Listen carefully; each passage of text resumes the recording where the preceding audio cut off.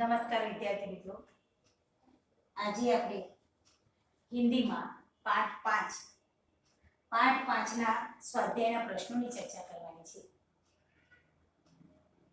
દરેક વિદ્યાર્થી મિત્રો પોતાની પુસ્તકમાં ધ્યાન આપી આના આગળના લેક્ચરમાં આપણે અભ્યાસ સુધીના પ્રશ્નોની ચર્ચા કરી હતી. આજે આપણે સ્વાધ્યાયમાં જોઈએ તો પ્રશ્નમાં कि निम्नलिखित प्रश्नों के उत्तर दीजिए. प्रश्न 1, पढ़े हुए से देखा हुआ ज्यादा याद रह जाता है, क्यों? तो देखे हुए दृश्य का चित्र मस्तिष्क में जो अंकित हो जाते हैं, पढ़ने से केवल मन में काल्पनिक चित्र बनते हैं, कल्पना में वह सच्चाई नहीं होती है. जो यथार्थ में होती है ये सच्चाई कल्पना में नहीं होती है. इसीलिए पढ़े हुए से देखा हुआ ये ज्यादा अधिक याद रहता है. बराबर, आ रीते આપણે જવાબ લખી શકીએ. ત્યાર પછી પ્રશ્ન 2 છે કે ભાષા के विषय में डॉक्टर कलाम ने क्या बताया. डॉक्टर कलाम ने माध्यमिक शिक्षा की पढ़ाई मातृभाषा में ही की थी. कॉलेज और आगे की शिक्षा में उनकी पढ़ाई का माध्यम अंग्रेजी भाषा थी. कलाम के विचार से कॉलेज की पढ़ाई भी मातृभाषा में, मातृभाषा के माध्यम में होनी चाहिए. इसका कारण यह है कि विद्यार्थी अपनी मातृभाषा में ही सोचता है. इसीलिए मातृभाषा ही अपनी बात आसानी से प्रकट कर सकता है. फिर भी विश्व के दूसरे देशों के संपर्क कायम रहने के लिए वे अंग्रेजी का ज्ञान आवश्यक मानते हैं. आ रीते आ प्रश्नનો જવાબ આપણે આપી શકીએ. ત્યાર પછી પ્રશ્ન 3 છે કે चिराग जैन ने डॉक्टर कलाम से क्या पूछा. तो जवाब में कि चिराग जैन ने पूछा था कि आज देश के सामने सबसे बड़ी चुनौती क्या है. तो डॉक्टर कलाम ने उत्तर दिया कि भारत को सन 2020 तक एक विश्व का विकसित राष्ट्र बनाना है और देश के 1 अरब के अधिक नागरिकों को सुखी बनाना का स्वप्न वे देश के सामने सबसे बड़ी चुनौती है.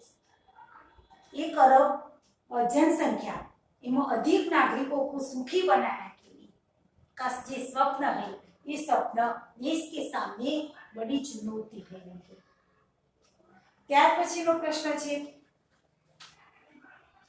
कि राष्ट्र विकास में महिलाओं का क्या योगदान है. तो उत्तर में कि राष्ट्र विकास में महिलाओं की भूमिका पुरुषों के समान ही है.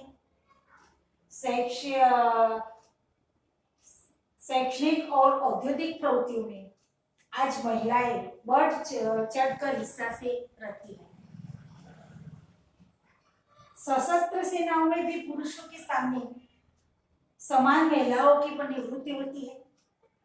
देश की तीनों सेनाओं में पर्याप्त महिला अधिकारी है. सेना के लिए विभिन्न उपकरण बनाने में भी महिलाएं काम कर रही हैं. इस प्रकार राष्ट्र विकास में महिलाओं का बहुमूल्य योगदान है. त्यार पछीनो प्रश्न 5 कि किसी भी देश के लिए सेना का क्या महत्व है. तो सेना किसी भी देश का अनिवार्य अंग है. सेना किसी भी देश का अनिवार्य अंग है. मतलब कि सेना शत्रुओं का आक्रमण से देश की रक्षा करती है. देश में कहीं विद्रोह होने पर सेना उसे दबाती है. देश में पे आतंकवादियों घुस जाए तो उसे पुलिस उनके निकट से सामना करते हैं. कई भीषण बढ़ जाए तो भूकंप आया हो या संकट में पड़े तो लोगों की सहायता करते हैं. तो इस प्रकार बाहरी या भीतरी से सेना की देशवासियों की रक्षा करती है. आ रीते આપણે પ્રશ્નોના જવાબ આપણે લખી શકીએ છીએ. ત્યાર પછી આપણે જોઈએ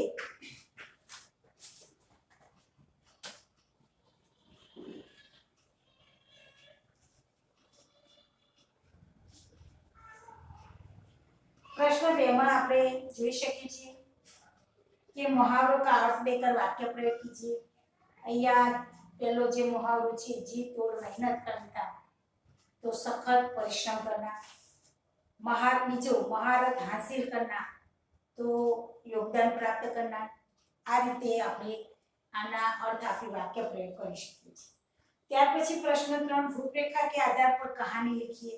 અહીંયા મુદ્દા આપેલા છે એ મુદ્દા ઉપરથી કહાની લેખન કરવાનું છે। તો દરેક વિદ્યાર્થી પોતાની રીતે અહીંયા વાર્તા લેખન કરી દે।